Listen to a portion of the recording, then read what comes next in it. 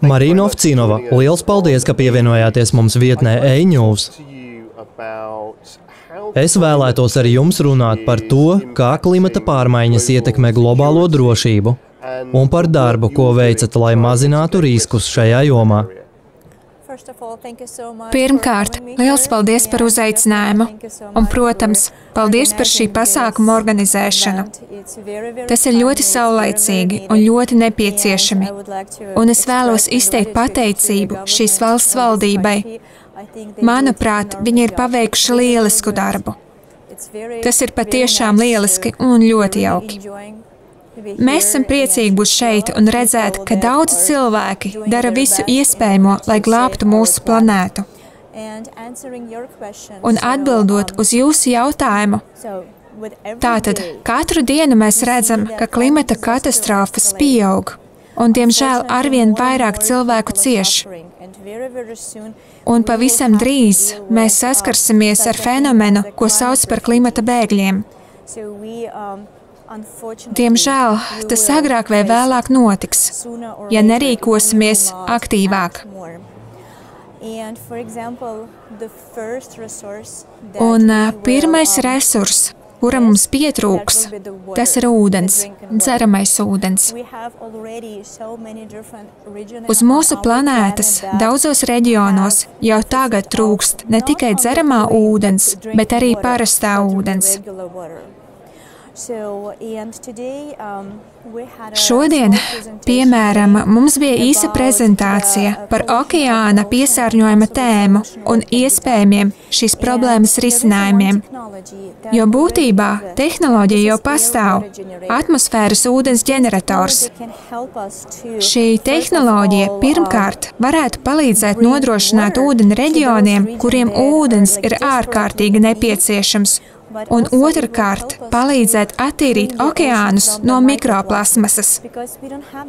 Mums vēl nav tehnoloģiju, kas varētu atdalīt mikroplasmasu no ūdens, taču mums ir tehnoloģijas, kas var attīrīt gaisu un faktiski darboties kā visas planētas gaisa attīrītājs. Tātad mēs saskaramies ar daudzām problēmām, ar ekoloģiskām, ar ekonomiskām. Taču, ja mēs strādāsim kopā, ja mūsu vadītāji apsēdīsies pie viena galda un sāks sadarboties, esmu pārliecināta, ka mēs spēsim atrast risinājumu. Jūs minējāt starptautisko sadarbību. Kādu lomu tā spēlē un cik grūti tas ir? Tas ir ārkārtīgi svarīgi. Ja jūs paskatīsieties uz dabas katastrofām, kas šobrīd pieaug, piemēram, to, kas notika Spānijā aptuveni pirms nedēļas, vai to, kā cilvēki pirms dažām dienām izgāja ielās, lai protestētu. Viņi pieprasīja palīdzību un bija ārkārtīgi vīlušies savā valdībā. Taču mums ir jāsaprot, ka klimata pārmaiņas ir sarežģīta un liela mēroga problēma, ko nevar atrisināt atsevišķu valstu līmenī. Šo problēmu var atrisināt tikai apvienojot spēkus.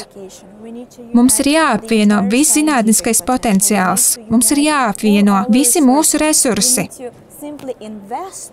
Mums vienkārši vairāk jāiegulda pētniecībā un jaunu tehnoloģiju attīstībā, kas palīdzēs mazināt problēmu un attīrīt apkārtējo vidi.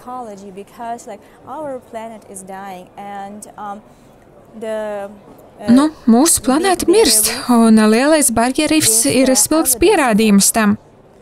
Koraļu rifs mirst, kas nozīmē, ka okeāns pārmērīgi sasilst, un pie tā roku esam pielikuši mēs, cilvēki. Iedomājieties, šī ekosistēma ir pastāvējusi miljoniem un miljoniem gadu. Jūs aprakstījāt ļoti spilgtu ainu. Un kā mēs šeit, COP29 dzirdējām, ir nepieciešamas radikālas izmaiņas, mums jārīkojas daudz ātrāk. Kā mēs varam nodrošināt, lai klimata pārmaiņas nav tik smagas tām kopienām, kuras jau tā cieš visvairāk? Jā, es saprotu. No vienas puses, mēs arvien vairāk apzināmies, ka klimata pārmaiņas ir ļoti svarīgs jautājums. Bet no otras puses, mēs joprojām skatāmies uz šo problēmu no ekonomisko zaudējumu viedokļa. Tiklīdz mēs mainīsim savu pieeju un sāksim raudzīties uz to no cilvēku dzīvību zaudēšanas viedokļa, viss mainīsies. Jo tiklīdz mēs sapratīsim, ka mūsu izdzīvošana, mana, jūsu, mūsu ģimeņu ir atkarīga no šīm darbībām, mēs nekavējoties sāksim rīkoties. Bet šobrīd mēs joprojām vērtējam problēmu caur ekonomisko zaudējumu prizmu. Ja vēlaties redzēt, kā valstī sāsinās klimata katastrofa, vienkārši paskatieties uz pieaugošajām apdrošināšanas izmaksām, ekonomiskajiem zaudējumiem. Mēs tos uzskaitām. Bet mums uz to jāskatās no citas skatu punkta.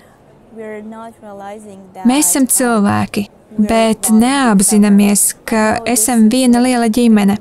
Jā, es zinu, ka jūs ļoti bieži dzirdat šos vārdus, bet, lai izdzīvotu, mums patiešām ir apzināti jāsaprot šo vārdu nozīme. Klimata pārmaiņas iespējams ir mācība, kas mums ir jāiemācās un jāmācās tieši sadarbojoties. Mācība, kas mums jāiegūst. Marīna Ovcīnova, liels paldies, ka pievienojāties mums vietnē eņuvs. Liels paldies, es to ļoti augstu novērtēju.